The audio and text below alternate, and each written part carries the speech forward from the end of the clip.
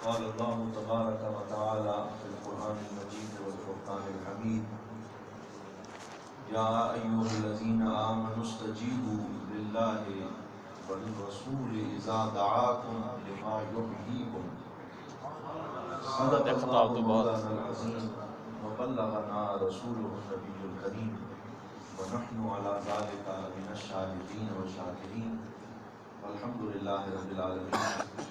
محبت کے ساتھ سب مل کے درود پاک پڑھ لیجیے۔ الصلاۃ والسلام علیک یا سیدی یا رسول اللہ، الصلاۃ والسلام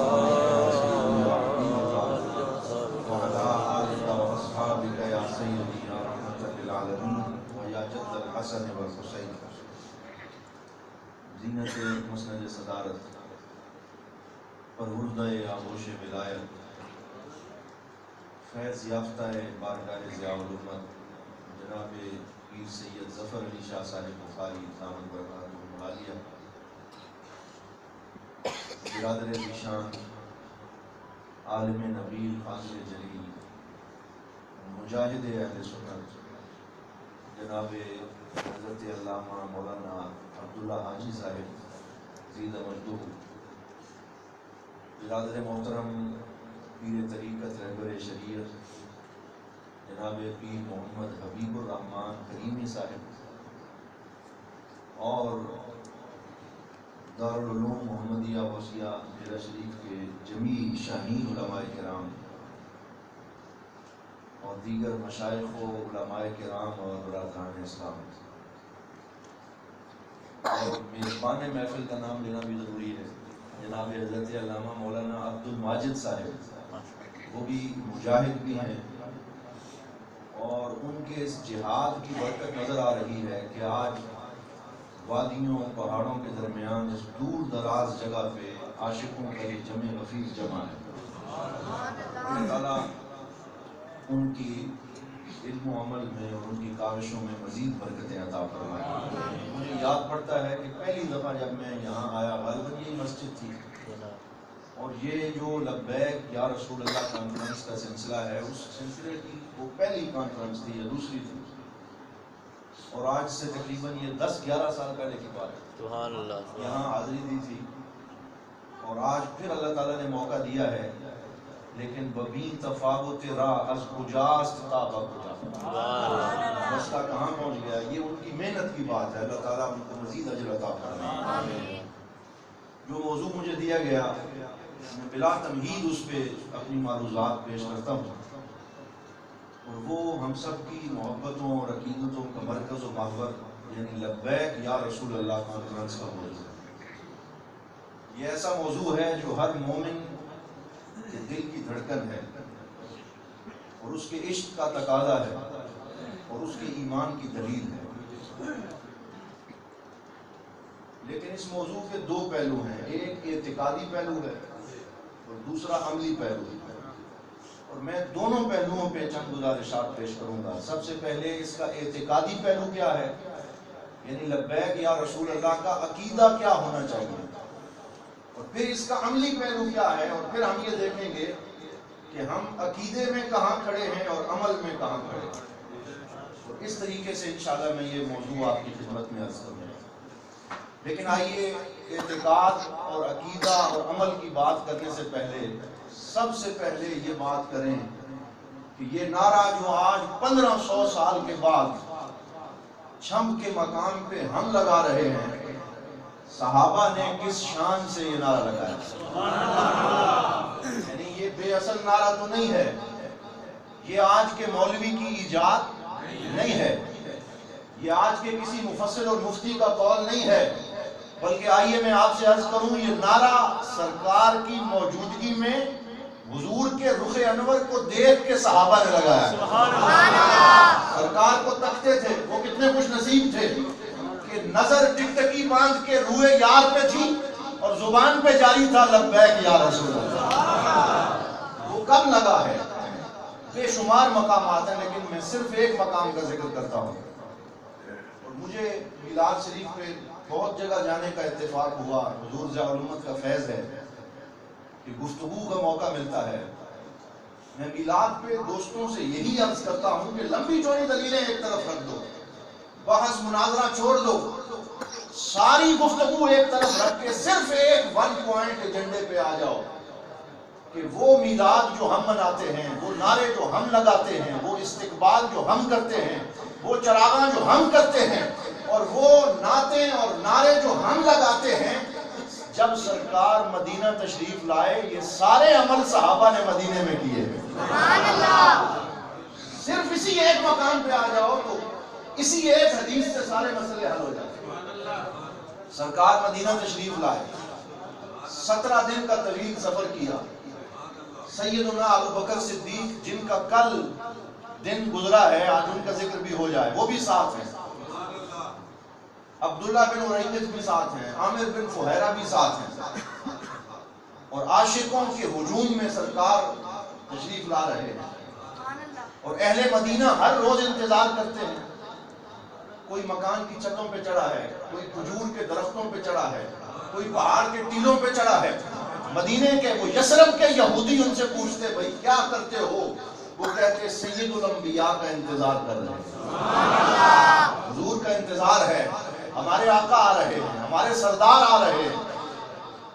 اور جس دن سرکار تشریف لائے مسجد قباء کے مقام پہ مسجد کی بنیاد رکھی، لَمَسْجِدٌ أُسِّسَ عَلَى التَّقْوَىٰ، قرآن نے اسے کہا وہ مسجد جس کی بنیاد تقویٰ پہ رکھی گئی، جس میں اسلام کا پہلا جمعہ پڑھایا گیا، وہ مدینے سے تھوڑا باہر تھا۔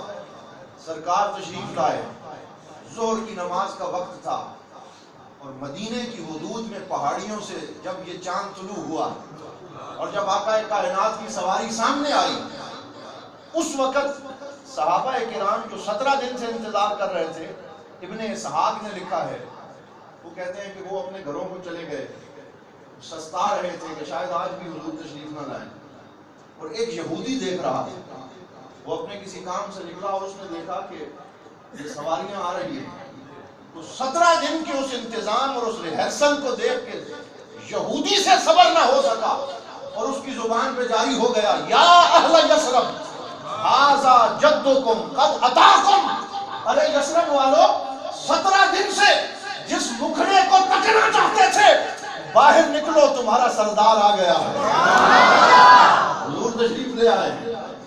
جدکم کے لفظ اس نے استعمال کیے، تمہارا سردار آ گیا، تمہارا تاجدار آ گیا، تمہارے آقا آ گئے۔ اور اہل مدینہ پھر نکلے، کیسے نکلے؟ علامہ ابن اسحاق نے یہ لفظ لکھے ہیں، خرجت الغلمان والصبیان، بچے بھی نکلے، بوڑھے بھی نکلے، جوان بھی نکلے۔ اور ایک روایت میں ہے خرجت اہل المدینہ عن بکرۃ ابیہم، اور علماء بیٹھے ہیں، بکرۃ ابیہم کا معنی یہ ہے کہ یوں نکلے کہ پورے مدینے کے گھر خالی ہو گئے، کوئی ذی روح جو جاندار ہے وہ گھروں میں موجود نہ رہا، سارے استقبال مصطفیٰ کے لیے سڑکوں پہ نکل آئے، مدینہ جگمگ جگمگ کر اٹھا۔ اور منظر یہ تھا، یہ لبیک یا رسول اللہ کا منظر ہے، یہ میرے آقا صلی اللہ علیہ وسلم کے استقبال کا منظر ہے۔ منظر یہ تھا، یہ ابن اسحاق نے لفظ لکھے ہیں کہ انہوں نے سوچا اب جھنڈے تو ہیں نہیں، حضور کا استقبال کیسے کیا جائے؟ انہوں نے کہا ہم یحملون صاف النخیل، تو وہ باہر نکلے اور انہوں نے ایک ترکیب سوچی کہ مدینے میں کھجور کے درخت بہت زیادہ تھے، وہ کھجور کی ٹہنیاں کاٹتے جاتے اور ایک ایک ٹہنی ہر نوجوان اور بوڑھے کو دیتے جاتے۔ وہ پوچھتے ان ٹہنیوں کا کیا کرنا ہے؟ وہ کہتے جب سرکار کی سواری سامنے آئے پورے مدینے کو سر سبز و شاداب کر دیں، ان جھنڈوں کو لہرا کے آقا کا استقبال کرنا ہے۔ یہ روایت میں نے اس لیے سنائی، اب سنیں۔ جب سرکار تشریف لے آئے، ایک تو یہ ہے کہ بنو نجار کی بچیوں نے پڑھنا شروع کیا دف بجا کے، طلع البدر علینا من ثنیات الوداع وجب الشکر علینا ما دعا للہ داعی ایھا المبعوث فینا جئت بالامر المطاع جئت شرفت المدینہ مرحبا یا خیر داعی۔ ایک تو وہ یہ پڑھتے تھے، لیکن علامہ ابن اسحاق نے لکھا ہے وَكَانُوا يَقُولُونَ یا محمد یا رسول اللہ، وہ کہتے تھے، یہ نعرہ لگاتے تھے سارے، یا محمد یا رسول اللہ، اللہ کا فضل ہے محمد آ گئے، اللہ کا فضل ہے رسول آ گئے۔ یہ نعرہ ہم نے نہیں لگایا، کہیں سرکار کے صحابہ نے لگایا، اور یہ وہاں سے امت کے عقیدے کا حصہ بن گیا۔ اور میرے آقا صلی اللہ علیہ وسلم، یہ حدیث کے لفظ کہ حضور نبی رحمت صلی اللہ علیہ وسلم نے جب بچیوں کو دف بجاتے ہوئے دیکھا، ان کے پاس سے گزرے اور ان کو وہ کہہ رہی تھی کہ چودھری کا چاند طلوع ہو گیا، سرکار آ گئے۔ سرکار دو عالم صلی اللہ علیہ وسلم نے ان کو فرمایا واللہ یشہد ان قلبی یحبکن، فرمایا تم میری محبت میں ترانے گا رہی ہو، میں اپنے رب کو گواہ بنا کے کہتا ہوں کہ محمد کا دل بھی تم سے پیار کرتا ہے، فرمایا میں بھی تم سے پیار کرتا ہوں۔ تو گویا سرکار نے اپنا استقبال کرنے والوں، اپنے نعرے لگانے والوں، اپنے استقبال میں نعتیں پڑھنے والوں سے محبت کے اظہار کا اعلان فرما دیا۔ یہ وہ عمل ہے۔ اب آگے آئیے، جب ہم یہ کہتے ہیں لبیک یا رسول اللہ، تو اس کا اعتقادی پہلو یہ ہے، لوگ کہتے ہیں جی یہ یا رسول اللہ، یا تو اسے کہتے ہیں جو زندہ ہو، یہ بات چھیڑ دیتے ہیں۔ میں اس پہ لمبا جانا نہیں چاہتا، کیونکہ میرے سیدی ضیاء الامت کا مسلک یہ ہے کہ کسی کو چھیڑنا نہیں اور اپنے مسلک کو چھوڑنا نہیں۔ چھیڑنا تو ہم نے کسی کو نہیں ہے، لیکن اتنا کہنے کا حق تو ہم رکھتے ہیں کہ حضرت آپ کہتے ہیں کہ یا اسے کہا جاتا ہے جو زندہ ہو، اور میں یہی تو کہہ رہا ہوں یا رسول اللہ۔ اسی میں تو دلیل ہے۔ تم کہتے ہو اسے کہا جاتا ہے جو زندہ ہو، ہم کہتے ہیں اسی لیے تو کہہ رہے ہیں یا رسول اللہ۔ تمہیں ہمارا عقیدہ سمجھ نہیں آیا؟ ہمارا عقیدہ یہ ہے کہ سرکار کل بھی زندہ تھے، سرکار آج بھی، سارے مل کے بولو، سرکار کل بھی زندہ تھے، سرکار آج بھی زندہ ہے۔ اسی لیے اعلیٰ حضرت فاضل بریلوی نے فرمایا چمک تجھ سے پاتے ہیں سب پانے والے، میرا دل بھی چمکا دے چمکانے والے، تو زندہ ہے واللہ، تو زندہ ہے واللہ، میرے چشم عالم سے چھپ جانے والے۔ یہ ہمارا عقیدہ ہے، سرکار اپنی قبر انور میں زندہ ہے، اور ہم غلاموں کا درود سنتے بھی ہیں۔ ہم اپنا یہ عقیدہ بتاتے ہوئے شرماتے کیوں ہیں؟ شرم کیوں آتی ہے؟ یہ شرم والی بات نہیں، یہ فخر والی بات ہے۔ تم کہو جس طرح آقا کل اپنے مدینے میں صحابہ کے نعروں کو سن رہے تھے، آپ چھم میں تم نعرہ لگا رہے ہو، سرکار آج بھی مدینے میں سن رہے ہیں۔ اس یقین کے ساتھ نعرہ لگاؤ، اس یقین کے ساتھ سرکار سے محبت کا اظہار کرو۔ اب ذرا لگاؤ نعرہ، تو کوئی تو لگاؤ۔ نعرہ تکبیر، نعرہ رسالہ، نعرہ رسالہ، علماء اہل سنت زندہ باد، علماء اہل سنت زندہ باد، لبیک لبیک یا رسول اللہ، لبیک لبیک یا رسول اللہ، لبیک لبیک یا رسول اللہ۔ اللہ آپ کی محبتوں کو سلامت رکھے۔ یہ میں نے اس لیے لگوایا ہے تاکہ آپ بھی میرے ساتھ شامل ہو جائیں۔ ایک دفعہ مل کے سارے کہیں نا لبیک یا رسول اللہ، آپ نے کہنا ہے لبیک یا رسول اللہ، لبیک یا رسول اللہ۔ نہ یہ نعرہ لگاتے ہوئے شرماتے ہیں، نہ یہ عقیدہ بیان کرتے ہوئے جھجکتے ہیں۔ ہم بھی حضور ضیاء الامت کے غلام ہیں، اور انہوں نے بھی ہمیں یہی پڑھایا ہے کہ سرکار گنبد خضرا میں تشریف فرما ہو کے اپنے غلاموں کا مشاہدہ بھی کر رہے ہیں، ہماری پکار کو سن بھی رہے ہیں۔ میں یہاں اس سے بڑھ کے عرض کرتا ہوں، یہ تو دور کی بات ہے کہ حضور کی حیات کی بات کی جائے۔ اٹھائیے بخاری شریف، حضور کا ایک صحابی، سارے مل کے کہتے ہیں صلی اللہ علیہ وسلم، سرکار کا صحابی مدینے سے باہر گیا، اور اس دور میں یہ روٹین تھی، گاڑیاں تو ہوتی نہیں تھی، جو باہر جاتا جہاں اسے رات آتی وہیں خیمہ لگاتا، اور خیمہ لگا کے وہیں سو جاتا، اور پھر صبح اٹھ کے اپنا سفر جاری کرتا۔ وہ واپس آ رہا تھا، رات ہو گئی، ابھی مدینہ پاک میں داخل نہیں ہوا، اس نے وہیں پہ، حدیث کے لفظ ہیں فَضَرَبَ خِبَاءَتَهُ عَلَى الْقَبْرِ وَهُوَ لَا يَحْسِبُ أَنَّهُ قَبْرٌ، کہ اس نے اپنا خیمہ ایک قبر پہ لگا دیا، اور اسے پتہ نہیں تھا کہ نیچے قبر ہے، یہ پتہ نہیں تھا، کیونکہ پانی آیا اور مٹی بہا کے لے گیا، زمین برابر ہو گئی۔ وہ وہاں پہ خیمہ لگا کے عشاء پڑھی، اور عشاء پڑھ کے سو گیا۔ فسمع تلاوت سورۃ الملک من داخل القبر، جب آدھی رات ہوئی تو نیچے سے سورہ ملک پڑھنے کی آواز آئی، زمین سے آنے لگی۔ فظن انہ جان، اس نے سمجھا کہ کوئی جن ہے، کوئی غیبی مخلوق ہے جو پڑھ رہی ہے، اسے سمجھ نہ آئی کہ ماجرا کیا ہے۔ لیکن ان کی عادت تھی کہ ہر نیا معاملہ، وہاں تو سارے مسئلوں کا حل موجود تھا، تو سرکار کی کچہری میں لے جاتے تھے۔ صبح اٹھا، گھوڑے پہ بیٹھا، مدینہ پہنچا، سیدھا آقا کائنات کی خدمت میں حاضر ہوا۔ یا رسول اللہ، یہ ماجرا ہوا، میں سو گیا، نیچے سے سورہ ملک کی آواز آتی تھی۔ سرکار دو عالم صلی اللہ علیہ وسلم نے مسکرا کے فرمایا وہ کوئی جن نہیں تھا، وہ کوئی غیبی مخلوق نہیں تھی، فرمایا وہ میرا غلام تھا، میرا صحابی تھا، تیرا بھائی تھا، ایمان مسلمان بھائی تھا۔ زندگی میں اس کا معمول یہ تھا کہ وہ سونے سے پہلے سورۃ الملک پڑھتا تھا، اللہ نے اسے یہ ڈیوٹی قبر میں بھی عطا فرما دی۔ ہر روز رات کو قبر میں جب وقت ہوتا ہے عشاء کے بعد کا، وہ سورہ ملک پڑھنا شروع کرتا۔ تو پھر کہیں نا، حضور کی حیات تو بعد کا معاملہ ہے، یہاں تو صحابہ کی حیات کا عالم یہ ہے، اور وہ بھی شہید نہیں، حضور کے عام غلام کی شان یہ ہے، تو کہیں یہ شان ہے خدمت گاروں کی، سردار کا عالم کیا ہوگا؟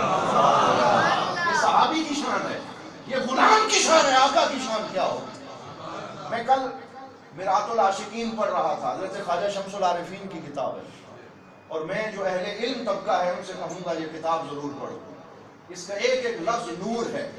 یہ خواجہ شمس العارفین سیالوی کے ملفوظات ہیں۔ وہ لکھنے والا لکھتا ہے کہ ہم خواجہ صاحب کی مجلس میں بیٹھے ہوئے تھے، یہ حیات النبی کی بات چلی، کسی نے سادات کے بارے میں ذکر کیا کہ حضور یہ فرمائے ہم نے یہ سنا ہے کہ سید اگر خوبصورت ہو نا، چہرہ خوبصورت ہو تو وہ سید ہوتا ہے، اور جس کا چہرہ خوبصورت نہ ہو وہ سید نہیں ہوتا۔ کسی نے یہ کہا، حضور خواجہ شمس العارفین نے فرمایا چھوڑو، آؤ میں تمہیں سید جلال الدین بلخی کا واقعہ سناتا ہوں۔ فرمایا وہ افغانستان سے چلے، سرکار دو عالم صلی اللہ علیہ وسلم کی بارگاہ میں حاضر ہوئے، اور صحرا کا سفر کرنے کی وجہ سے ان کا رنگ پہلے سانولا تھا اور زیادہ سانولا ہو گیا، پسینہ آیا، گرمی لگی، رنگ سانولا ہو گیا۔ سرکار کی بارگاہ میں حاضر ہوئے، یہ پرانی بات ہے، جو مجاور تھے انہوں نے پوچھا آپ کا نام کیا ہے؟ انہوں نے کہا سید جلال الدین بلخی میرا نام۔ اس سے یہ عقیدہ بھی نکلے گا کہ جب پتہ چل جائے نا کہ کوئی سید ہے، پھر اس سے دلیلیں نہ مانگو کہ سید ہو یا نہیں ہو، سرکار کا نام آ گیا ہے، تمہارا سر جھک جانا چاہیے۔ یہ بھی لبیک یا رسول اللہ کی دلیل۔ تو مجاور پوچھنے لگے بھئی آپ کا نام کیا؟ انہوں نے کہا سید جلال الدین۔ انہوں نے کہا جناب سید تو بڑے خوبصورت ہوتے ہیں، آپ کے اندر تو یہ علامت موجود نہیں ہے، اس لیے ہمیں تو شک ہے۔ انہوں نے کہا کہ میں اب تمہاری وجہ سے اپنے آپ کو سید کہنا چھوڑ دوں؟ میں سید ہوں، مجھے سرکار کے ساتھ اس نسبت پہ فخر ہے۔ انہوں نے کہا ہم تب مانیں گے، اپنے نانا کے پاس آئے ہو، ذرا سرکار کو پکارو، اگر حضور نے جواب دے دیا تو ہم مان جائیں گے۔ یہ حضرت خواجہ شمس العارفین نے لکھا۔ اب وہ سید تھا، وہ اپنے ذوق میں آ گیا اور دل سے تڑپ نکلی، اور سرکار کی سنہری جالیوں کے سامنے کھڑے ہو کے انہوں نے اپنی مدھر آواز میں کہا السلام علیکہ ایھا النبی، اور پھر کہا السلام علیکہ یا ابی، کہا اے میرے بابا جان آپ پہ سلام ہو۔ قبر سے آواز آئی وعلیکم السلام یا ابنی، کہا اے میرے بیٹے تجھ پہ بھی سلام۔ نعرہ تکبیر، نعرہ رسالت، نعرہ حیدری، سیدی مرشدی۔ سرکار نے فرمایا اے میرے بیٹے تجھے بھی سلام۔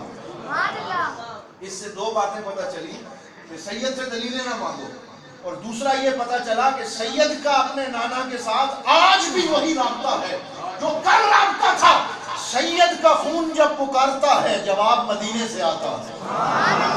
جب کہے کہ یا رسول اللہ کا جواب اسے مدینے سے آتا ہے جب وہ پکارتا۔ اور خواجہ شمس العارفین نے فرمایا 2 سال گزر گئے، 2 سال بعد پھر سید جلال الدین بلخی آئے، وہی مجاور تھے جنہوں نے پہلے سرکار کا میٹھا جواب سنا تھا، جنہوں نے حضور کی آواز سنی تھی، وہ اب قدموں میں پڑ گئے۔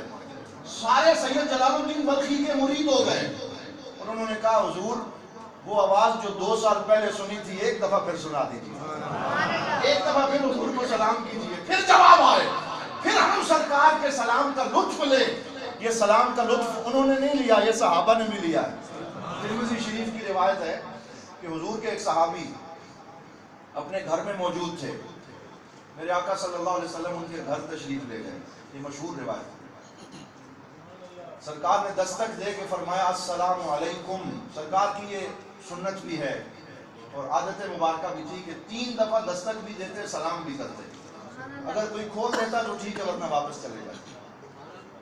سرکار نے السلام علیکم فرمایا، دستک دی، دوسری دفعہ اندر سے کوئی جواب نہ آیا، دوسری دفعہ پھر آقا نے فرمایا السلام علیکم ورحمۃ اللہ، پھر جواب کوئی نہیں آیا، تیسری دفعہ پھر آقا صلی اللہ علیہ وسلم نے سلام کیا، کوئی جواب نہ آیا۔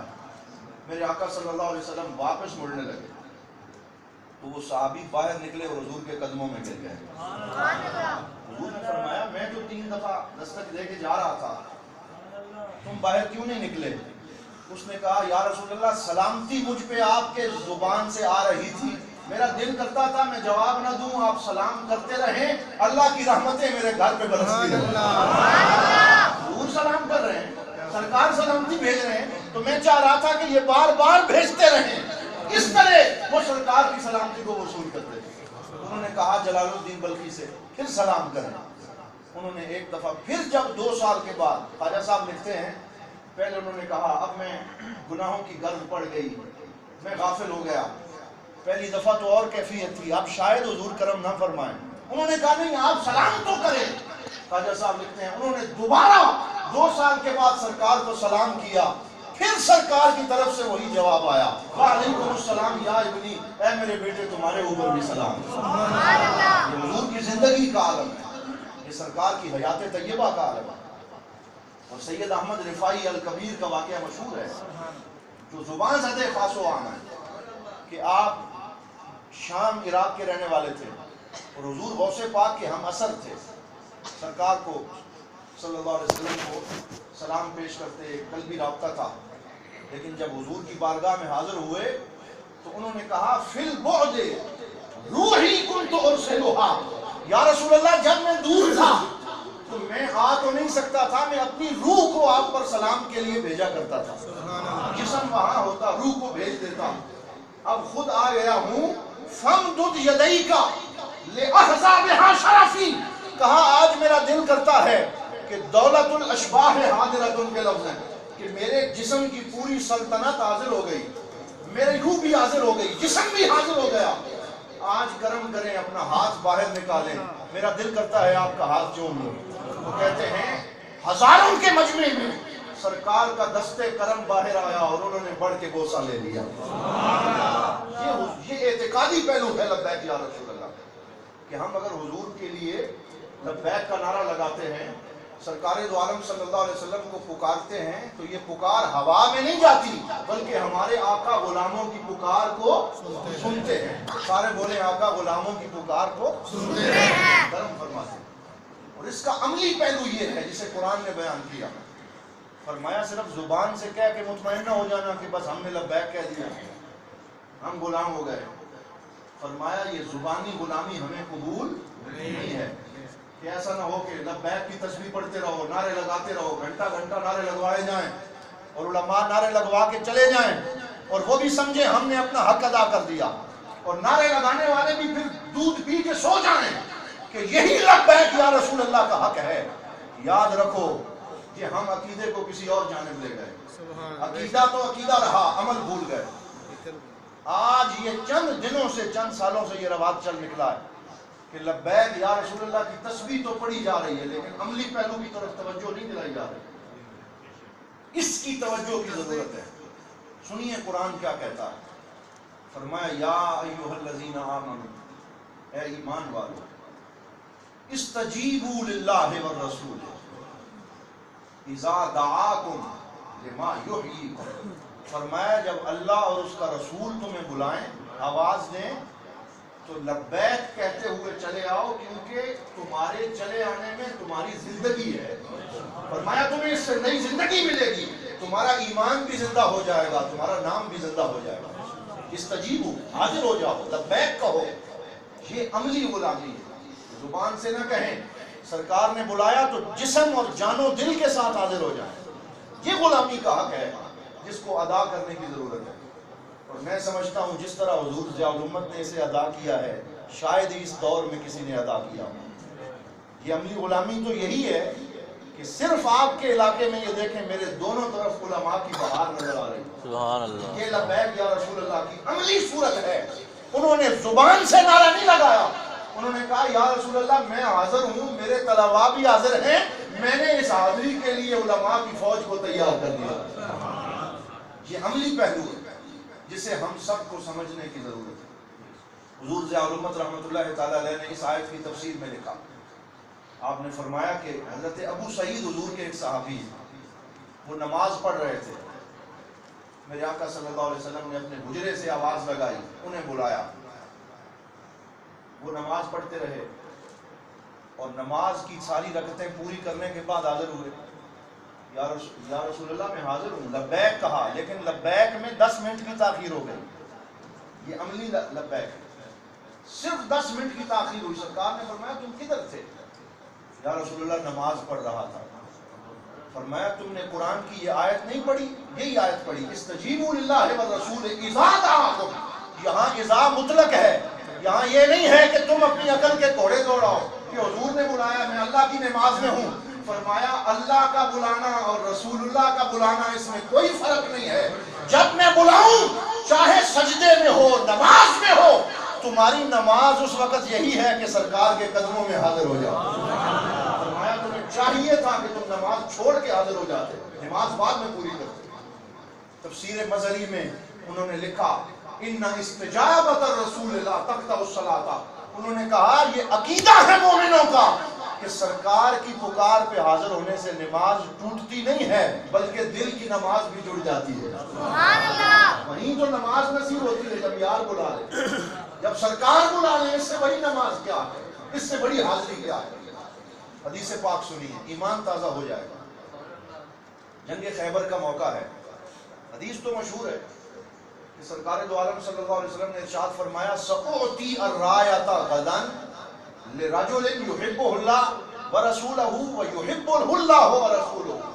فرمایا کل میں جھنڈا ایک ایسے بندے کو دوں گا جو اللہ اور اس کے رسول سے پیار کرتا ہے اور اللہ اور اس کا رسول جس سے پیار کرتے ہیں, اسے جھنڈا دوں گا.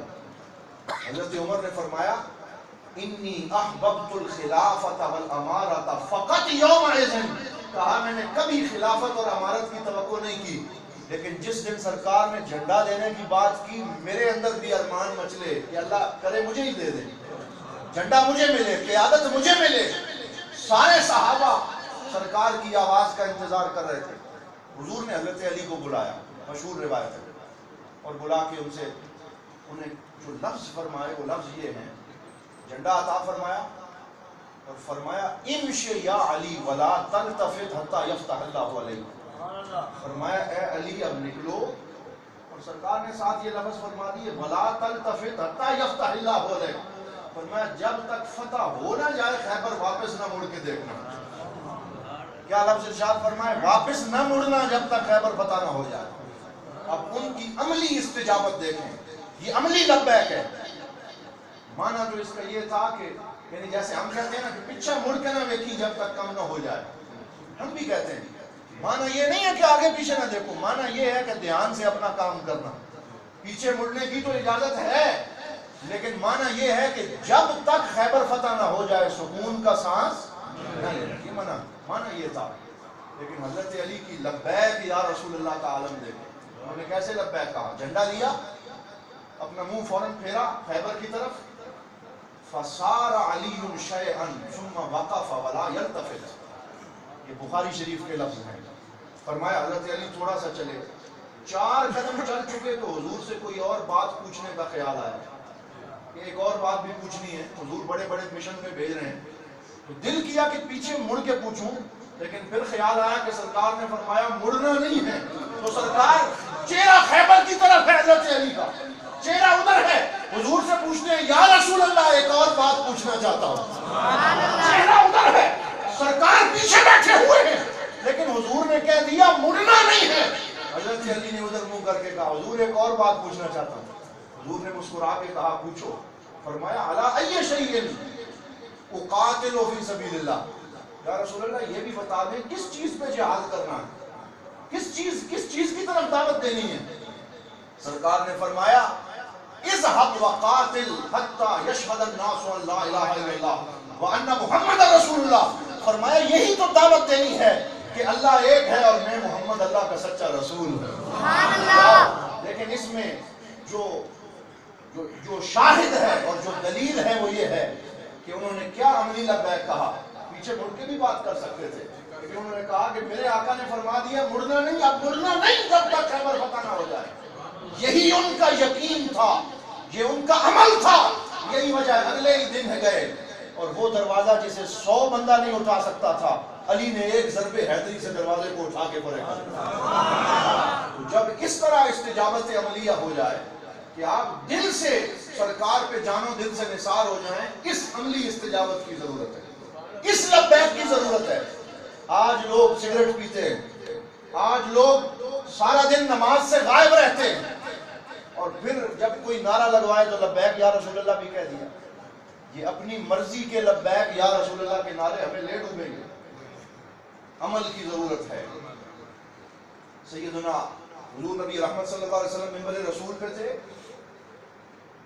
اور سرکار بیٹھے خطبہ دینے کے لیے. لوگ آپ کے ادب میں کھڑے ہوئے تھے. سرکار نے دیکھا کہ لوگ کھڑے ہیں, میں نے خطبہ شروع کرنا ہے. حضور نے فوراً فرمایا اجلسو, بیٹھ جاؤ. معنی یہ تھا کہ بیٹھو, آگے آ کے بیٹھ جاؤ, خطبہ سنو. حضرت عبداللہ ابن مسعود جوتیوں کی جگہ پہ کھڑے تھے. سرکار کی بات سنی, فجلسا مناکا, جہاں آواز آئی مسجد کے دروازے میں ہی بیٹھ گئے, مسجد کے دروازے میں بیٹھ گئے. سرکار کی آواز آ گئی, یہ لبیک یا رسول اللہ. کہ جب حضور کی بات سن لو, نماز پڑھنی ہے, نیک کام کرنا ہے, برے کام کے قریب نہیں جانا, جلوت اور خلوت میں پاکیزہ رہنا ہے. جلوت میں بندہ نیک ہو, خلوت میں گناہگار ہو جائے, اور تنہائیوں میں پتہ نہیں سوشل میڈیا کے دور میں کیا کیا کرتا رہے, اور اس کی تنہائیاں گناہوں سے عبارت ہوں, اور پھر اس کی زبان سے لبیک یا رسول اللہ کا نعرہ نکلے. وہ اچھا لگے گا؟ وہ کبھی بھی اچھا نہیں لگے گا. اس عملی پہلو پہ توجہ دیں, اپنی خلوت کو پاکیزہ بنائیں, اپنی جلوت کو پاکیزہ بنائیں. وہ وہیں پہ بیٹھ گئے. سرکار نے جب دیکھا کہ دروازے میں بیٹھ گئے, سرکار نے فرمایا تعال یا عبداللہ واجلس ہونا. فرمایا بیٹھنے کا کہا ہے, آگے آ کے بیٹھو. پھر جب سرکار نے اجازت دی تو وہاں سے اٹھ کے آ گیا. ایک اور حدیث پاک سماعت فرمایا, جب بندہ اس طرح لبیک کہتا ہے پھر اسے نصیب کیا ہوتا ہے. میرے آقا صلی اللہ علیہ وسلم نے ایک دفعہ, یہاں ناموس رسالت کی بات بھی ہو جائے, میں دکھ سے یہ بات کرنا چاہتا ہوں کہ پوری قوم لبیک یا رسول اللہ کا نعرہ لگا لیتی ہے, لیکن فیس بک پہ کیا کیا نہیں ہوا. بلاگرز نے جو طوفان بدتمیزی بپا کیا ہے فیس بک پہ, بڑے بڑے لوگ اس پہ خاموش رہے اور ہم کوئی عملی اقدام نہ کر سکے. صدقے جائیں اور قربان جائیں اس جسٹس شوکت صدیقی کے کہ جس سے اللہ تعالیٰ نے یہ بہت بڑا کام لے لیا. ہم آج کی اس لبیک کانفرنس میں جسٹس شوکت صدیقی کو بھی خراج تحسین پیش کرتے ہیں کہ جو حضور کی ناموس کے لیے بولا ہے اور جس نے اس جسٹس کے منصب کو آج اس کام کے لیے استعمال کیا ہے کہ حکومت کو ناکوں چنے چبوا کے رکھتی ہے. اس کام کی ضرورت ہے, یہ سرکار کی ناموس پہ بولنے کی ضرورت ہے. میں کل ایک جگہ پہ عرض کر رہا تھا, نظریہ پاکستان پہ گفتگو تھی. میں نے کہا کہ جسٹس شوکت صدیقی صاحب نے اپنی طرف سے ریمارکس پاس کیے, وزیر داخلہ کو بلایا. ایک محترمہ جو بڑا بڑھ چڑھ کے میڈیا پہ بولتی ہیں, میں ان کا نام نہیں لوں گا, وہ بولی اور کہنے لگی کہ مجھے تو یہ جسٹس مولوی لگتا ہے. کسی اور جسٹس نے دین کی بات کی, جج نے, لاہور کے جج نے, اس نے کہا مجھے یہ بھی مولوی لگتا ہے, اسے مسجد کے مصلی پہ ہونا چاہیے تھا. میں آج لبیک یا رسول اللہ کانفرنس میں ان محترمہ سے بھی یہ کہہ رہا ہوں, اور میری یہ گفتگو ریکارڈ ہو رہی ہے کہ محترمہ, یہ پاکستان جہاں 23 مارچ میں آج ہم لبیک یا رسول اللہ کانفرنس میں بیٹھے ہیں, یہ جس نے بنایا ہے اور جس نے اس کا خواب دیکھا ہے وہ قائد اعظم بھی مولوی تھا، وہ علامہ اقبال بھی مولوی تھے. تم کس کس کی مولویت پہ طنز کرو گی؟ وہ مولوی نہیں تھا تو اور کیا تھا؟ جس نے کہا تھا قوت عشق سے ہر پست کو بالا کر دے، دہر میں عشق محمد سے اجالا کر دے. وہ مولوی نہیں تھا تو کون تھا؟ جس کے پیچھے پیر بانکی شریف کھڑے تھے، پیر جماعت علی شاہ کھڑے تھے، خواجہ سہلوی کھڑے تھے، حضرت ضیاء الامت کے والد محترم کھڑے تھے، سارے اولیاء کرام جس کے پیچھے کھڑے تھے. وہ قائد اعظم بھی تو مولوی تھا. جس مولوی کے معنی پہ تم طنز کرتی ہو، اگر پاکستان میں رہنا ہے تو یاد رکھو سرکار دو عالم صلی اللہ علیہ وسلم کی محبت سے رہنا پڑے گا.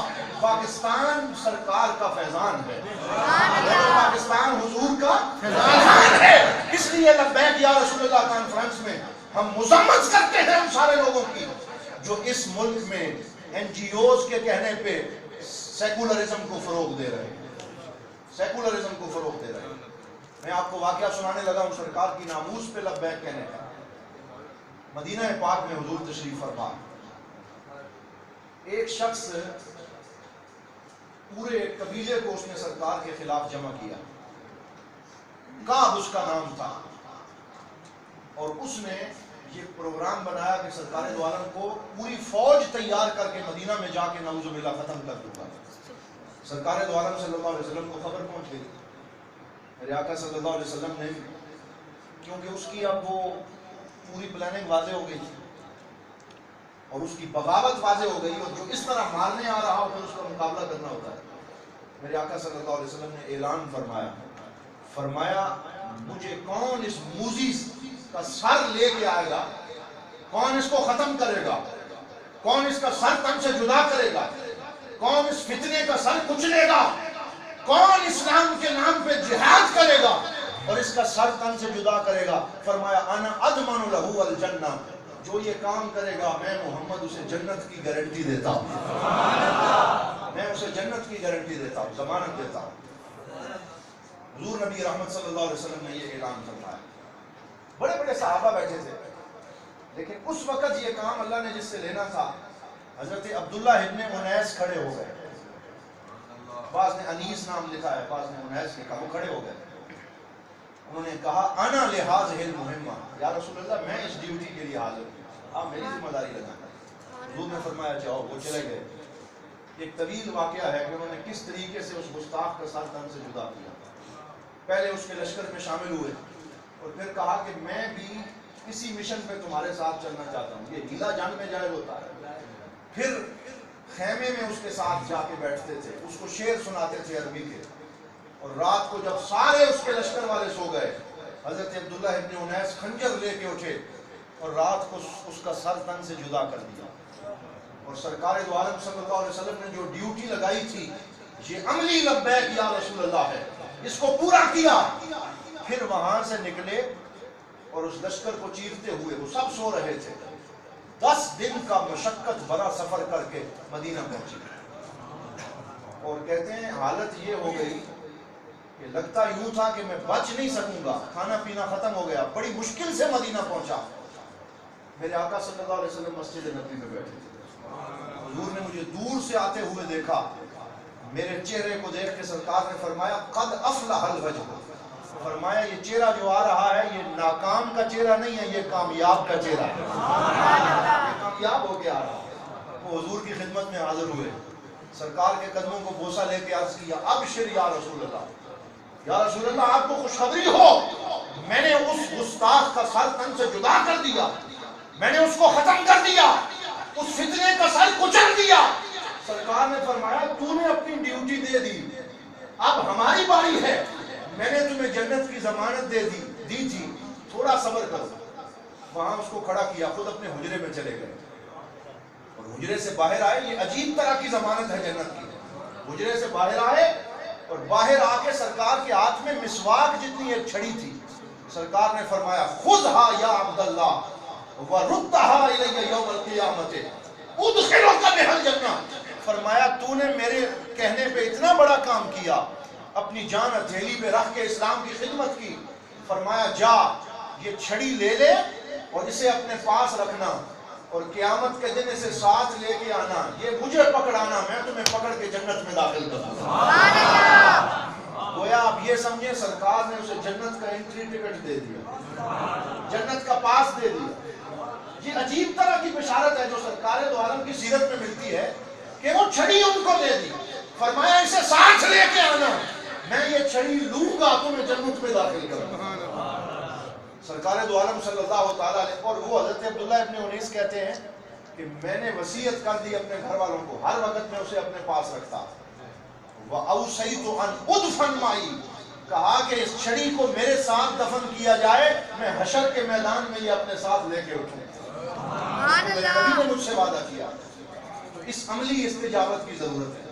ہم یہ نہیں کہتے کہ اٹھ کے کسی کے گلے پڑ جاؤ، ہم یہ نہیں کہتے کہ فتنے اور فساد کو ہوا دو، ہم یہ کہتے ہیں سرکار کی ناموس پہ پہرا دو، اپنے عمل سے نمازی بن جاؤ، اپنے چہروں پہ سنت رسول سجاؤ۔ جہاں جو ادارے یہاں سرکار کے مشن کا کام کر رہے ہیں، وہ کوٹ جیمل میں ہے، وہ کوٹ جٹا میں ہے، وہ جہاں جہاں موجود ہیں، ان اداروں کو مضبوط کرو۔ یہ سرکار کے غلام پیدا کر رہے ہیں، یہ لبیک یا رسول اللہ کہنے والے اور آپ کی نسلوں کو سکھانے والے علماء پیدا کر رہے ہیں۔ لیکن آج افسوس سے یہ کہنا پڑتا ہے کہ ان داخلے ہوتے ہیں، ہمارے لوگوں کی یہی کوشش ہوتی ہے کہ 50,000 کی فیس ہے نا تو بچے کو کنر گارڈن میں لے جاؤ، آکسفورڈ کیمبرج کا نصاب پڑھاؤ، پتہ نہیں اے لیول او لیول میں لے جاؤ۔ یاد رکھو یہ اے لیول او لیول والے کام نہیں دیں گے، یہ آکسفورڈ والے کام نہیں دیں گے، وہی تمہارے کام دیں گے۔ مرو گے جنہیں دفن کرنا بھی آتا ہو، تمہارا نماز جنازہ پڑھنا بھی آتا ہو، تمہارے اوپر ایصال ثواب کرنا بھی آتا ہو، اور جب وہ بچہ تمہارے لیے ہاتھ اٹھائے گا اللہ کی رحمت عرش سے تمہارا استقبال کرنے آئے گا۔ ان کو دین کا غلام بناؤ، ان اداروں کو مضبوط کرو۔ ہمارے ہاں وہ جو حضور نبی رحمت صلی اللہ علیہ وسلم کی حدیث پاک ہے وہ آج ہمارے اوپر صادق آتی ہے۔ سرکار دو عالم صلی اللہ علیہ وسلم نے ارشاد فرمایا لا یؤمن احدکم حتی یکون ہواہ تبعا لما جئت بہ۔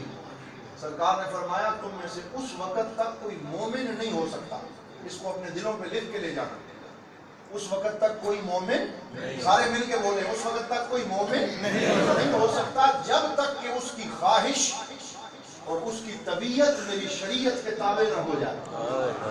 ایک طرف بندے کی اپنی طبیعت ہے اور ایک طرف اسلام اور دین کی شریعت ہے۔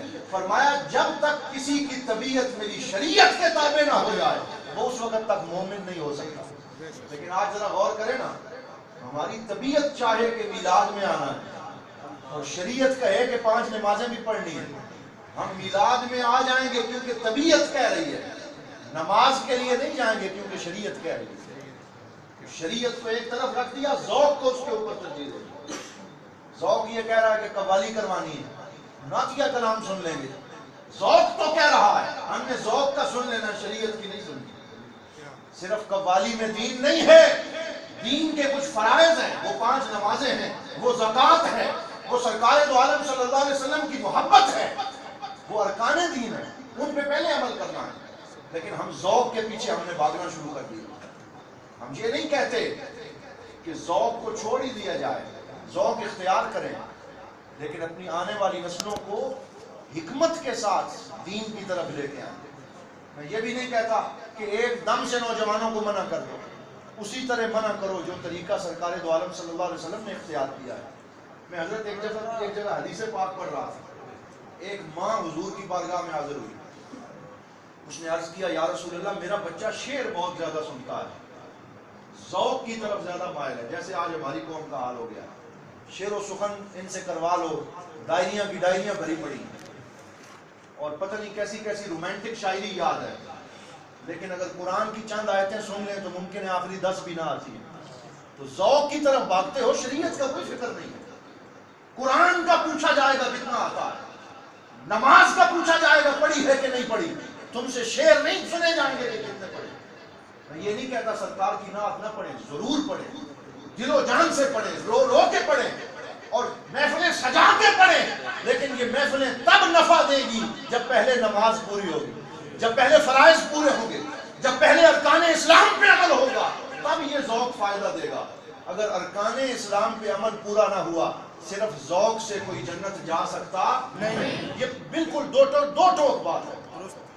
اس لیے ذوق شریعت کے تابع کر لو. یہ جملہ یاد رکھیں, اپنا ذوق شریعت کے تابع کر لو, کامیاب ہو جاؤ. وہ ماں گئی, اس نے کہا میرا بچہ شاعری کی جان ہی نہیں چھوڑتا, وہ ہر وقت شعر ہی پڑھتا رہتا, امرؤ القیس کے شعر, فلاں کے شعر, فلاں لبید کے شعر, عاصم کے شعر, معلقات سبا اس نے سارے یاد کیے ہوئے. سرکار نے یہ نہیں فرمایا کہ میری طرف سے اسے جا کے کہہ دو میں حکم دیتا ہوں چھوڑ دو. سرکار کا انداز تربیت دیکھیے, اس انداز تربیت کو اختیار کرنے کی ضرورت ہے. سرکار نے فرمایا ٹھیک ہے میں اس کا بندوبست کر لوں گا, تم چھوڑ دو. سرکار دو عالم صلی اللہ علیہ وسلم رستے میں جا رہے تھے, وہ خود بیان کرتے ہیں, صحابی کے بیٹے نوجوان, 18 سال ان کی عمر تھی. آج ہمارے نوجوان ہمارے ہاتھوں سے نکل گئے, وہ باپ کی بات نہیں مانتے. باپ اور بیٹے کے درمیان فرینڈشپ بھی کوئی نہیں. باپ اپنے بیٹے سے بات شیئر نہیں کر سکتا. میں نے ایک جگہ کہا تھا کہ ممتاز مفتی نے لکھا ہے, اس نے کہا کہ اگر تم کسی بار میں جاؤ اور کسی بینچ کے اوپر 2 بندوں کو بیٹھے ہوئے دیکھو, ایک کا منہ مشرق کی طرف ہو, دوسرے کا مغرب کی طرف ہو, سمجھ لینا کہ یہ باپ بیٹا بیٹھے ہوئے ہیں. کہ آپس میں گپ شپ ہی کوئی فرینڈشپ ہی نہیں ہے, دوستی نہیں ہے, بات سمجھا نہیں سکتے. اور اس کی وجہ یہی ہے کہ باپ خود قدوہ نہیں رہا, باپ خود اسوہ نہیں رہا, باپ خود نمونہ نہیں رہا. اسے پتا ہے کہ میں نے بچے کو دین کی طرف بلایا, وہ کہے گا ابا جی تو بھی مسجد کے دن ہی بے کیا, پھر اسے کیسے کہہ سکو. انہیں پتا ہے, وہ ڈرتے ہوئے اپنے بچوں کو دین کی بات نہیں کرتے. دین کی بات اپنے بچوں سے وہی کر سکتا ہے جس کے بچے, یہ حاجی منور صاحب بیٹھے ہوئے ہیں, یہ مثال ہے ہمارے لیے. یہ دین کی بات کریں اپنے بچوں سے تو ان کے بچے ان کو یہ تو نہیں کہیں گے ابا جی تو ہم کبھی نہیں دیکھا, وہ کہیں گے ہم تمہیں آپ کو پہلی صف میں دیکھتے ہیں, ابو جی ہم بھی آپ کے پیچھے ہی ہیں. عملی دعوت کی ضرورت ہے, عملی دعوت کی. باپ خود نمونہ بن جائے, پھر ان کے بیٹے ان کے ساتھ آ جائیں. سرکار نے فرمایا میں اس کا حساب لے لوں گا. حضور سواری پہ بیٹھ کے جا رہے تھے, وہ خود بیان کرتے ہیں, یہ ترمذی شریف میں روایت آئی, وہ آگے سے آ رہے تھے تو کہتے ہیں جب میں نے سرکار کو آتے ہوئے دیکھا, سرکار دو عالم صلی اللہ علیہ وسلم نے مجھے فرمایا اتحب ان ترکب معی, فرمایا اگر ٹائم ہے تو تھوڑی دیر میرے پیچھے سوار ہو جاؤ. اس نوجوان کو کہا تھوڑی دیر میرے پیچھے سوار ہو جاؤ. پہلے اس سے دوستی قائم کی. آج یہ ڈیل کارنیگی کہتا ہے اور یہ انگریز ہمیں سکھاتے ہیں اور یہ موٹیویشن لیکچر شروع ہو گئے اور یہ ایک نیا شعبہ بن نکلا. موٹیویشن لیکچر ہو رہا ہے اور سیکھتے انگریزوں سے ہیں. انگریز کیسے موٹیویٹ کر رہے ہیں, وہ کہتے ہیں یہ انگریز کہتا ہے پہلے کامن گراؤنڈ تلاش کرو. کامن گراؤنڈ کیا مطلب کہ پہلے کوئی مشترکہ دلچسپی تلاش کرو جس کے ساتھ تمہارا کوئی اختلاف ہے, پھر اس سے دین کی بات کرو, وہ تمہاری بات سن لے گا. پہلے اس سے دوستی پیدا کرو, اسے ایک ٹیبل ایک ایجنڈے پہ لے کے آؤ, اپنے ساتھ بٹھا کے چائے پلاؤ, گپ شپ کرو, اور جب گپ شپ ہو جائے پھر اس سے دین کی بات کرو, وہ آ جائے گا. وہ کامن گراؤنڈ کی بات تم نے انگریزوں سے لے لی, کاش تم نے نبی دو جہاں سے لی ہوتی. سرکار بھی تو یہی سکھا کے گئے. سرکار نے فرمایا اترکب معی, کیا میرے ساتھ سوار ہو جاؤ. وہ پیچھے بیٹھ گیا. اس نے کہا میرے لیے اس سے بڑے فخر کی بات کیا ہے, مدینے کے لوگ مجھے حضور کے پیچھے بیٹھا ہوا دیکھیں گے, وہ کہیں گے آج یہ غلام اپنے آقا کے ساتھ بیٹھا ہوا. محبت تو کرتے تھے. سرکار نے بٹھا بھی لیا. آج کا کوئی بندہ ہوتا وہ کہتا مجھے پتا چلا ہے تم شعر پڑھے پڑھتے ہو, قرآن نہیں پڑھتے, نماز نہیں پڑھتے, آئندہ ایسا نہ کرنا, اور پھر اتار دیتا, اس کا کوئی اثر نہ ہوتا. سرکار دو عالم صلی اللہ علیہ وسلم نے کیا کیا, فرمایا مجھے اتحفظ من الشعر, کیا کوئی شعر یاد ہے تمہیں؟ اس نے کہا یا رسول اللہ مجھے تو بڑے شعر یاد ہیں. یہ کامن گراؤنڈ حضور پیدا کر رہے ہیں. سرکار نے فرمایا زدنی من الشعر, زودنی, مجھے کوئی سناؤ. تو میں نے ایک شعر سنایا قصیدے کا. سرکار نے فرمایا ہے, یہ عربی زبان میں تعجب کے لیے کہتے ہیں, ہے اچھا اتنے اچھے تمہیں شعر آتے ہیں, زدنی, مجھے ایک اور شعر سنا. سرکار نے اسے دوسرا شعر سنا, تیسرا سنا. وہ کہتا ہے ایک ہی نشست میں گھوڑے پہ بیٹھے ہوئے میرے آقا نے مجھ سے 100 شعر سماعت فرمائے. بولیے کتنے؟ پہلے اس کا سارا ذخیرہ اگلوا لیا کہ تم ذرا تسلی کر لو, تم سنا لو, پھر ہم اپنی بات کر لیں گے. جب وہ سنا چکا ہے, دوستی پیدا ہو گئی. سرکار دو عالم صلی اللہ علیہ وسلم کے اس روب و جلال کی وہ جمال میں تبدیل ہو گیا. میرے آقا صلی اللہ علیہ وسلم نے فرمایا تم نے بھی بڑے شعر مجھے سنائے ہیں، لیکن یہ جتنے شعراء ہیں نا، پھر سرکار نے قرآن کی وہ آیت پڑھی، فرمایا یہ پتہ نہیں کہاں گھومتے رہتے ہیں. وَالشُّعَرَاءُ يَتَّبِعُهُمُ الْغَاوُونَ أَلَمْ تَرَ أَنَّهُمْ فِي كُلِّ وَادٍ يَهِيمُونَ وَأَنَّهُمْ يَقُولُونَ مَا لَا يَفْعَلُونَ. فرمایا یہ شعر تو بڑے اچھے لکھتے ہیں، لیکن یہ جو باتیں لکھتے ہیں خود ہی ان پہ عمل نہیں کرتے. قرآن کی وہ آیتیں. فرمایا مجھے تو ساری شاعری میں سے ایک ہی شعر پسند آیا. سرکار نے اسے فرمایا مجھے ایک شعر پسند آیا. یا رسول اللہ کون سا پسند آیا؟ فرمایا وہ لبید کا شعر پسند آیا ہے. الا کل شیء ما خلا اللہ باطل وکل نعیم لا محالۃ زائل. فرمایا لبید نے کتنی سچی بات کی ہے کہ ہر چیز اللہ کے جلوے کے علاوہ ختم ہو جائے گی، ہر نعمت زائل ہو جائے گی. پھر اسے کہا، فرمایا میرے بیٹے یہ شعر تو نے بڑے سنا لیے، اب یہ چھوڑ دے، اللہ کا قرآن پڑھا کر. وہ کہتے ہیں وہ 18 سال کا نوجوان جو پہلے شعر و سخن کو چھوڑتا نہیں تھا، وہ ہمیشہ حضور کی اقتداء میں پہلی صف میں نظر آتا ہے. سبحان اللہ. وہ پکا مسلمان ہو گیا، وہ قرآن کا حافظ ہو گیا. اس طرح تربیت کرنے کی ضرورت ہے. محبت سے لبیک یا رسول اللہ کے نعرے لگاتے رہیں، تیز و تند فتوے دیتے رہیں، لوگوں کے دلوں میں دین کی نفرت ڈالتے رہیں، اور صرف فتوے پہ فتوے دیے جائیں. محبت کیسے پیدا ہوگی؟ کامن گراؤنڈز کہاں سے آئیں گے؟ کیسے لوگوں کو قریب کرو گے؟ فتوے کی زبان چھوڑ دو، حضور کی محبت کے ترانے زمانے میں عام کر دو. اس چیز کی ضرورت ہے. آخری بات عرض کرتا ہوں، مجھے ایک اور حدیث پاک یاد آ گئی. سرکار دو عالم صلی اللہ علیہ وسلم اپنے منبر پہ خطبہ جمعہ دے رہے تھے. میرے آقا صلی اللہ علیہ وسلم کے ایک صحابی، وہ بھی نوجوان صحابی تھے، اور ابھی وہ دور دراز سے آئے اور کہتے ہیں مجھے دین کا کوئی پتہ نہیں تھا کہ دین اسلام کیا ہے. اور میں نے سنا کہ مدینے میں ایک نئے نبی آئے ہیں اور اللہ کے رسول ہیں. میں چلا گیا، میں نے کہا میں ان سے پوچھوں تو صحیح دین کیا ہے، میں ان کی زبان سے سننا چاہتا ہوں. طویل سفر کر کے مدینہ پہنچے. کہتے ہیں جب میں مدینہ پہنچا حضور خطبہ دے رہے تھے، منبر پہ تھے. سرکار دو عالم صلی اللہ تعالیٰ علیہ وسلم کے خطبہ دیتے ہوئے مجھے تو آداب آتے ہی نہیں تھے کہ آداب کیا ہیں.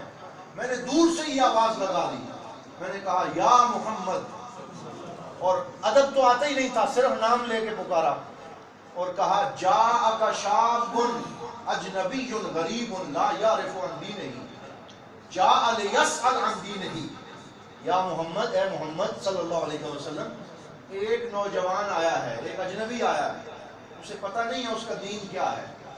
وہ اس لیے آیا ہے کہ آپ سے دین اسلام کے بارے میں پوچھے کہ یہ کیا ہے. اگر آج ہم میں سے کوئی ہوتا تو ہم تو چھوٹوں پہ توجہ ہی نہیں دیتے، نوجوانوں پہ ایسی توجہ ہے ہی نہیں، الا من رحم ربی. ہم اسے کہتے ہیں بھائی چھوٹے بہ جا، جمعہ مجھے پڑھانے دو، خطبہ دینے دو، میں بھی ادھر ہی ہوں، تم بھی ادھر ہو، بعد میں بات ہو جائے گی.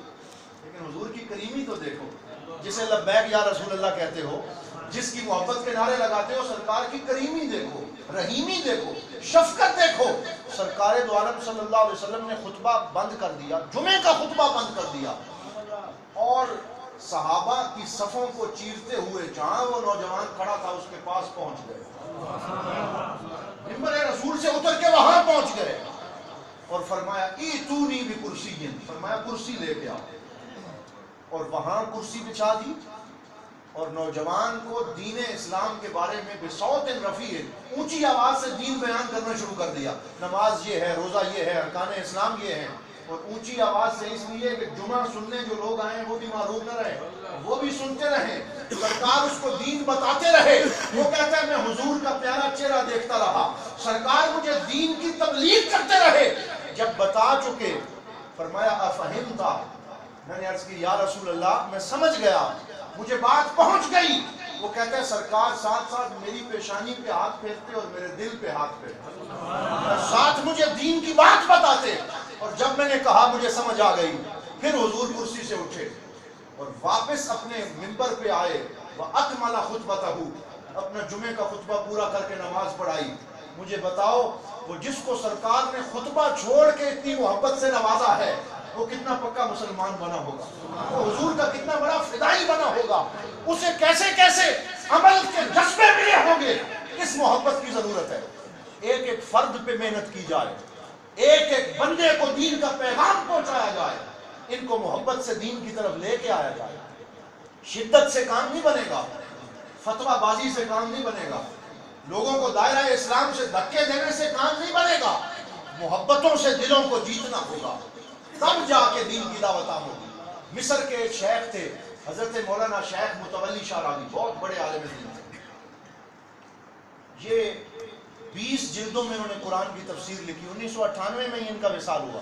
جس سن میں حضور زال امت فوت ہوئے اسی سن میں یہ بھی چلے گئے، اور تفسیر الشاراوی کے نام سے 20 جلدیں لکھی۔ میں ایک دفعہ سن رہا تھا، مصر میں وہ خطاب کر رہے تھے، ریکارڈنگ میں نے اس کی سنی، عربی میں، بلیغ عربی میں بولتے تھے۔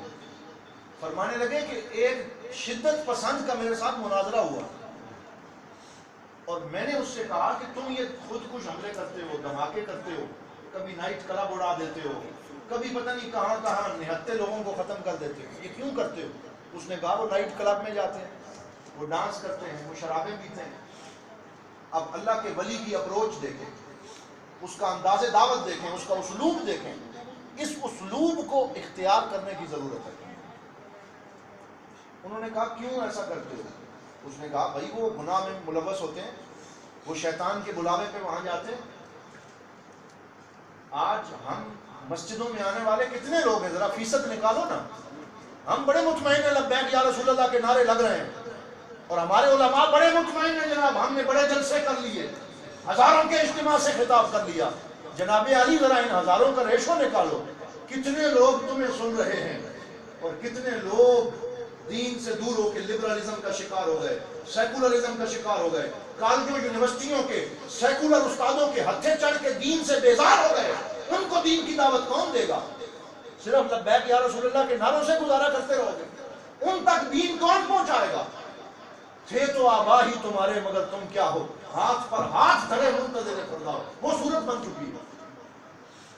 تو ان تک بھی جو دین پہنچانا ہے، آپ ریشو نکالیں تو آج مذہبی طبقے کی ریشو پاکستان میں اگر بہت زیادہ کہوں تو شاید 30-70 تک آ چکی ہے، یعنی 30% طبقہ وہ ہے، یہ شماریات ہیں، آپ ان کو چیک کریں، جو مجالس میں آ رہا ہے، جو میلاد منا رہا ہے، جو لبیک یا رسول اللہ کے نعرے لگا رہا ہے، 70% طبقہ نیوٹرل ہو چکا ہے۔ وہ اب ان علماء کے فتوے سننے پہ تیار نہیں ہے، وہ اب علماء کی شدت پسند سپیچ سننا نہیں چاہتا، وہ محافل میں آتا نہیں ہے، وہ دین سے دور ہو گیا۔ ان کو دین کی طرف کیسے لانا ہے، ان میں محبت رسول کیسے پیدا کرنی ہے؟ سرکار تو پوچھیں گے، سوال کریں گے، نعرے لگاتے رہے، میرے دین کی طرف کتنے لوگوں کو لے کے آئے تھے، کتنے لوگوں کو دعوت دین دی تھی؟ یہ شدت پسند طبقے لوگوں کو توڑتے جا رہے ہیں۔ تو وہ کہتے ہیں میں نے اس سے پوچھا کہ کیوں وہاں بھائی دھماکے کرتے ہو؟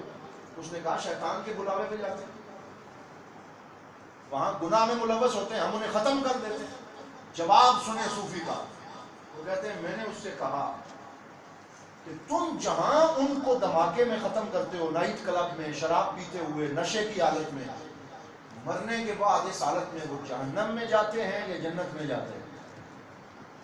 سوچیں ذرا، جہنم میں جاتے ہیں یا آپ بولیے کہاں جاتے ہیں؟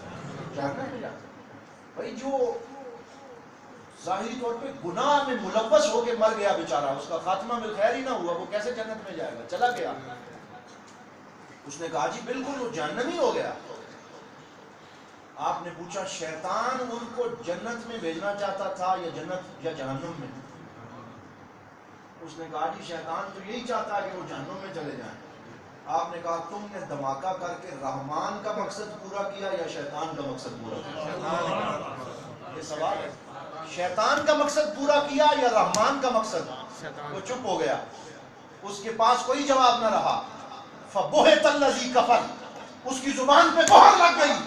آپ نے کہا تم یہ دھماکے کر کے ان کو گناہ میں ملوث ختم کر کے غفلت میں ان کو جہنم میں بھیج کے شیطان کا مقصد پورا کر رہے ہو۔ رحمان کا مقصد تو یہ تھا، اگر اتنا جگرا تھا نا تو اندر جانا تھا اور ان میں سے اگر 1000 بندے تھے ان میں سے 5 کو بھی مسجد کی طرف لے آتے تو رحمان کا مقصد پورا ہو جاتا. 5 ہی آ جاتے, کوئی ایک ہی آ جاتا دین کی راہ پر تو تیری زندگی کا مقصد پورا ہو جاتا. لیکن تو اپنے مقصد کو بھول گیا, تو بہک گیا, تو جو ہے وہ برین واش ہو گیا, تو جو کنفیوز ہو گیا, تجھے ظالم اور دشمن لے اڑا. صوفیاء کی تبلیغ یہی ہے کہ آؤ رحمان کا مقصد پورا کریں. اپنی زندگی میں لبیک یا رسول اللہ کا نعرہ جو شخص لگاتا ہے وہ اگر یہ مشن بنا لے, میں سوشل میڈیا کو استعمال کروں گا, فیس بک کو استعمال کروں گا, اس دور میں ہر نئے ذریعے کو استعمال کرتے ہوئے اگر زیادہ نہیں تو 5 بندوں کو, 2 بندوں کو, چلو 1 بندے کو سرکار کی بارگاہ کا غلام بناؤں. اگر یہ مقصد بنا لو تو لبیک یا رسول اللہ کانفرنس کا مقصد پورا ہو جائے گا. اگر عبد الماجد صاحب کے ساتھ مل کے یہی مقصد بنا لو کہ انشاءاللہ اس دفعہ 1000 بندے آئے ہیں تو اگلی دفعہ ہم 5000 لے کے آئیں گے, یا چلو جلسے میں نہیں لے کے آئیں گے لیکن اتنا کریں گے کہ ہم یہ دین کا پیغام آگے پہنچائیں گے, ان کو نماز کی دعوت دیں گے, خیر کی دعوت دیں گے, اپنے بچوں کی نسلوں کو بدلنے کی کوشش کریں گے, تو پھر جا کے جو میں نے کہا ہے کہ لبیک یا رسول اللہ کا عملی پہلو پورا ہوگا. الحمدللہ اعتقادی پہلو میں ہم ٹھیک ہیں, ہمارا عقیدہ مضبوط ہے, ہم حضور کے غلام ہیں, ہم سرکار کی حیات کے قائل ہیں, ہم حضور کی جو ہے وہ نبوت اور رسالت کے نعرے لگانے والے ہیں, لیکن کمی ہے تو عملی اور پہلو کی ہے. ہم عمل میں کمزور ہیں. آئیے عمل میں اپنے آپ کو مضبوط کریں, دین کی دعوت میں اپنے آپ کو مضبوط کریں. میں نے آپ کا طویل وقت لیا ہے, دعا کرتا ہوں میں نے جو گفتگو کی ہے مجھے اور آپ سب کو اللہ تعالیٰ اس پہ عمل کرنے کی توفیق عطا فرمائے. وآخر دعوانا الحمدللہ رب العالمین.